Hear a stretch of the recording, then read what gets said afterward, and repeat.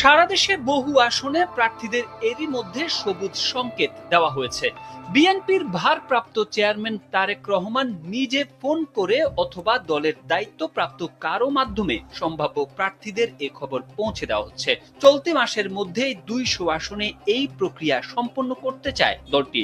ত্রয়োদশ জাতীয় সংসদ নির্বাচন সামনে রেখে ২ মাস ধরে প্রতিটি আসনে একক প্রার্থী নিশ্চিত করতে নিরবিচ্ছিন্নভাবে এই কাজ করছে বিএনপি।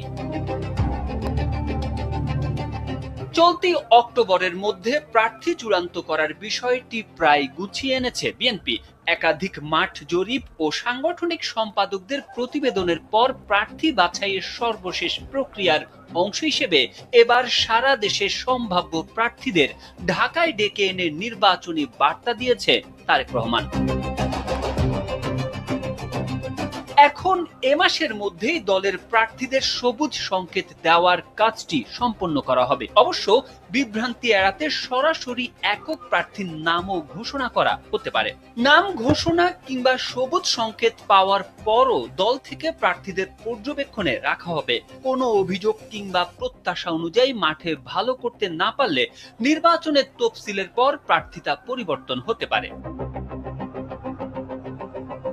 তবে সবুজ সংকেত দিলেও আসন ভিত্তিক কোন প্রার্থী কতটা জনপ্রিয়, কার বিজয়ী হওয়ার সম্ভাবনা আছে, সাধারণ জনগণ ও নেতাকর্মীরা কাকে চান, সংশ্লিষ্ট আসনে প্রতিদ্বন্দ্বী প্রার্থীকে, এমন ক্রাইটেরিয়া ভিত্তিতে একাধিক মাঠ জরিপের মাধ্যমে এরই মধ্যে প্রার্থীদের বাছাই করে ফেলা হয়েছে। দলীয় সূত্রে এসব তথ্য জানা গেছে।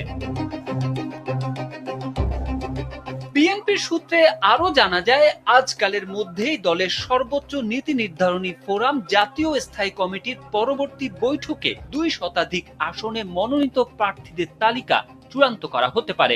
এরপর আনুষ্ঠানিকভাবে তাদের নাম প্রকাশ করা হবে। জামায়াতের প্রার্থীরা মাঠে থাকায় বিএনপি যাতে প্রচারে পিছিয়ে না পড়েন সেজন্য কয়েকদিনের মধ্যে এ কার্যক্রম সম্পন্ন করা হবে। বাকি আসনগুলোর মনোনয়ন নিয়েও কাজ করছে বিএনপি। এর মধ্যে ফ্যাসিবাদ বিরোধী যুগপৎ আন্দোলনের মিত্র এবং নির্বাচনী জোট শরিকদের আসনও রয়েছে। নির্বাচন সামনে রেখে বৃহৎ জোট গঠনে তৎপর রয়েছে দলটি।